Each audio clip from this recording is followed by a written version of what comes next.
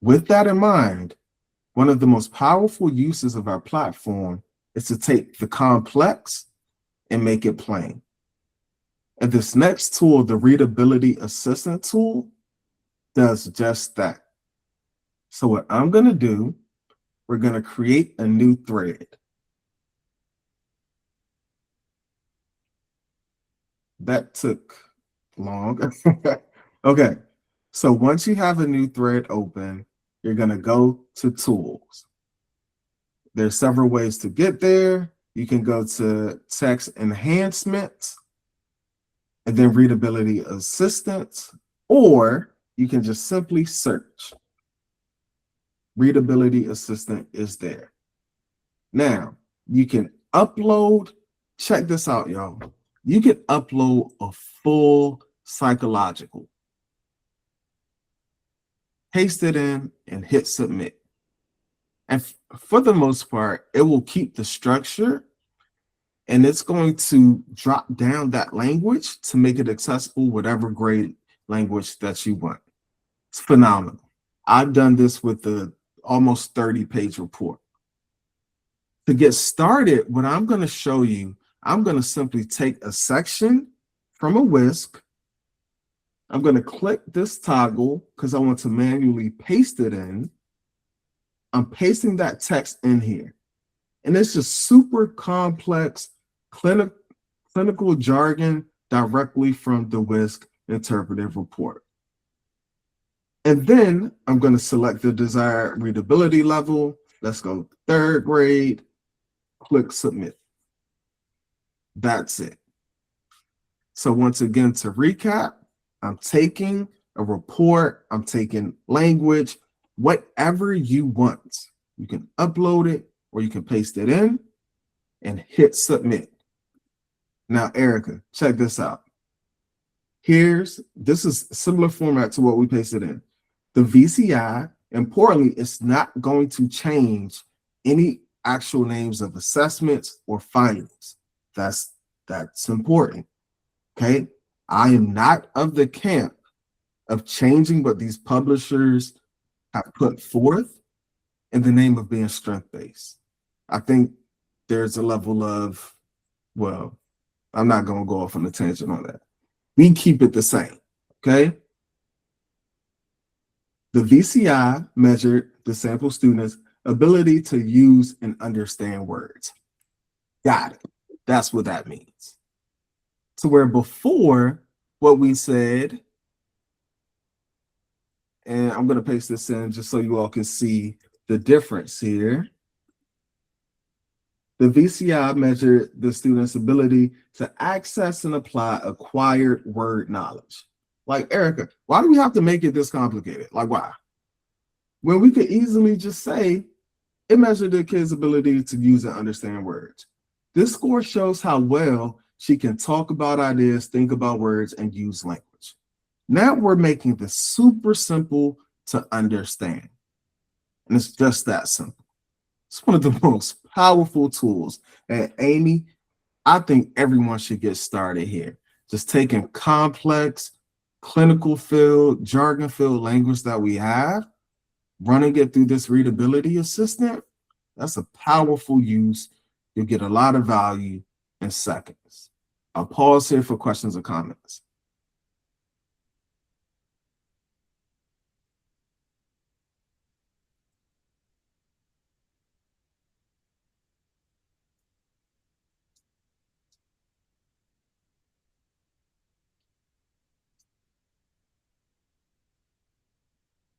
Talk to me, y'all.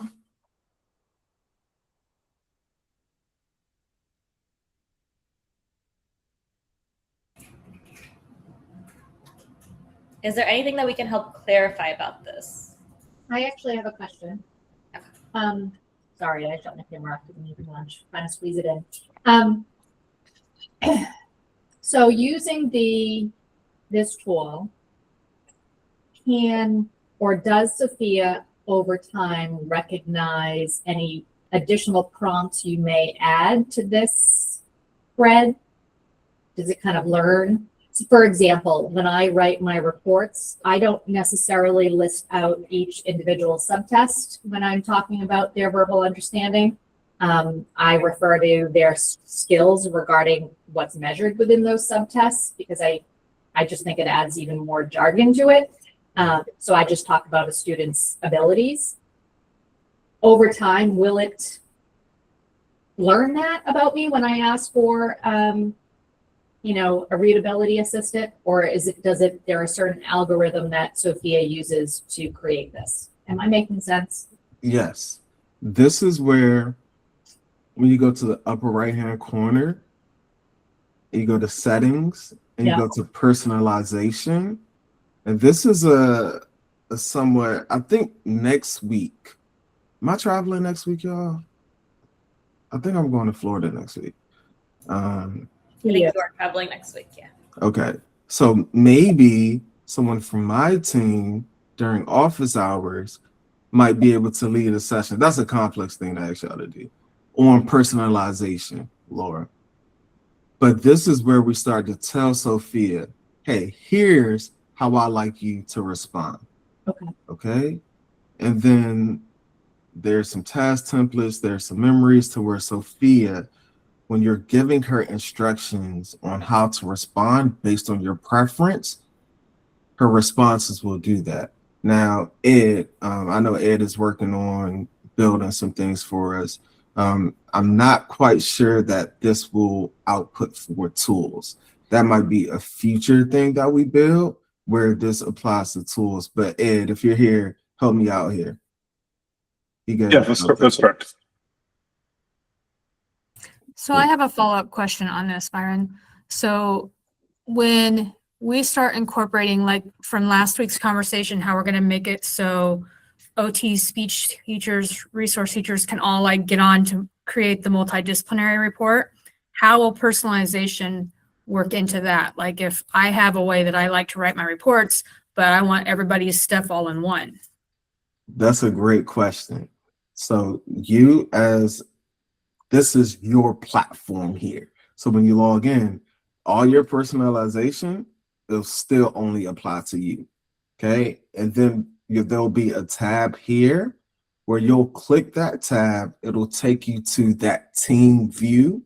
And then we actually built in this week where you'll add in your summary that you want based on how you write. You accept that as a practitioner. Then the SLP will do the same for them, OT for them, and every other provider. And then once each respective provider accepts what they want, because don't come in messing with my stuff, all right? This is my writing style. This is what I want to say. Once every provider accepts it, then you can combine all those reports into one unified summary. So we're going to provide that customization while respecting the individualization of it.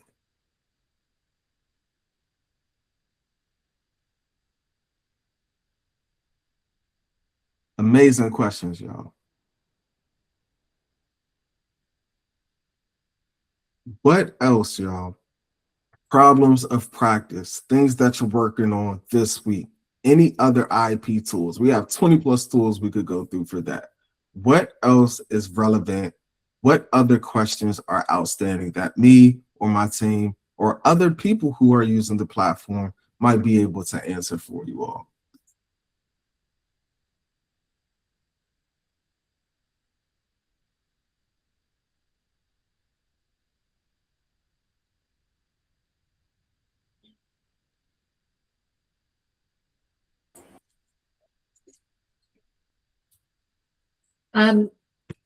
So you may have already talked about this in a previous office hours. I usually can't attend, but and I haven't used it yet, so I probably could answer my own question. But on the FBA behavior intervention plan or support plan, do you just need to list out, or do you input like the data you've seen, the observations you've used? How does it create it? Like what do I need to put in there? Yes. So we have some really good resources for you, Laura. Okay. I'm going back to the resource folder. Okay. I want you to go to weekly office hours. Okay. And that was week before last. Nope. That wasn't last week, was it? No. That was that long ago? No way. Oh, I guess so. All right. Oh, that's the one.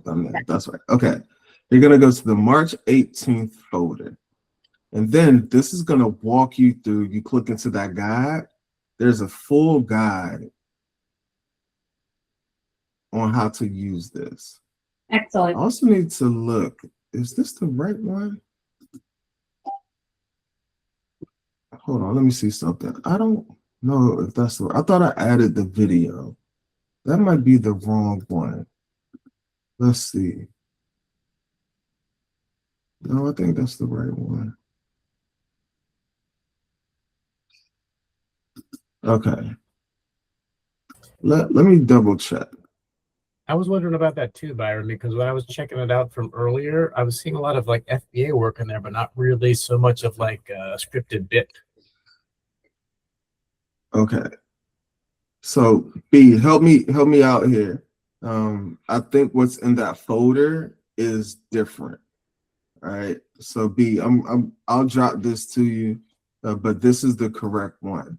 The one that's linked here, FBA Embed Prompting Guide, should be the one that's linked in that office hours folder. Okay. And then this is going to go through everything. So I know in that in one more it's detail. access, so I just requested access to that. And if anyone has issues with access, yeah, we're going to make it a viewer. So Brandon, we're going to give you not editor access, but we're going to make you a viewer. So if you could try that one again, just refresh and you should be able to get in. And then this one walks you through the FBA, and then back to the original question, you're putting in the behaviors of concern. It's giving you exact examples of what to include for the context of behavior section. Yep. Exactly what to include, consequences, environmental factors. I gave the example, I used the FAST as a tool. You're using that too, Laura? Yep. All right, so yep, just pop that in, behavioral observation data, pop that in, any other data that you have, and then hit submit. It's that simple. Great. Also, inside of there, there should be the video. I think I did see that in there. Yep, click that, and then that'll take you to the video so you could get a visual of it as well. All right, B, sorry about that. I think I sent you the wrong one, the wrong form to put in. So my bad about that, B, or the wrong FBA bit prompting guide. Okay. I think I got in there. Excellent, excellent, excellent. And then also, Brandon, did you get the one how to write behavioral observations? I'm sorry, where would I look for that one? Okay, so what I want you, I thought I did a guide. Okay. Oh, I see it there on the start here guide. Yep. And then So click that. It looks like I have access to that now. Yeah. And then there's a doc that's linked inside of the YouTube video descriptions. B, if you could help me here with putting this prompting guide, it should be linked here somewhere. It might be, but I'm not going to multitask that right now. But then, Brandon, this is going to be super helpful because it's specifically for writing really good behavioral observations here as well. Okay. Thank you. Absolutely. Okay, y'all. My final words are, especially as we're wrapping up, you know, for some folks, spring break, getting ready for the end of the school year. Jump into the platform, explore. I think it was Angie who was saying tinker. Get in and tinker. I use the word explore. See what Sophia can do. try some of those tools. Pick one. All right. You don't have to do everything. Pick one tool. Try to have one conversation to get started. See how that goes. If you need help, reach out to me or anyone from my team. We're happy to work with you and support you all.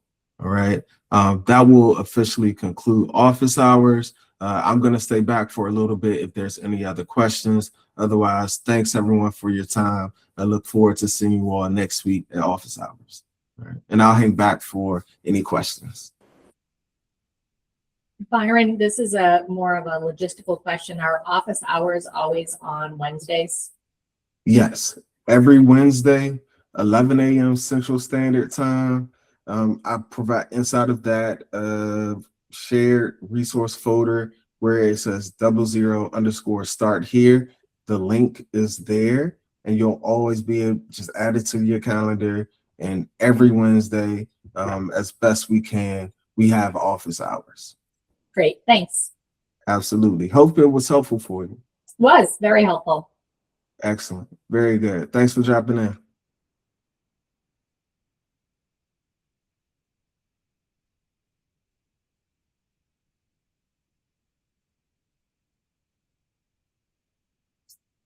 Amanda.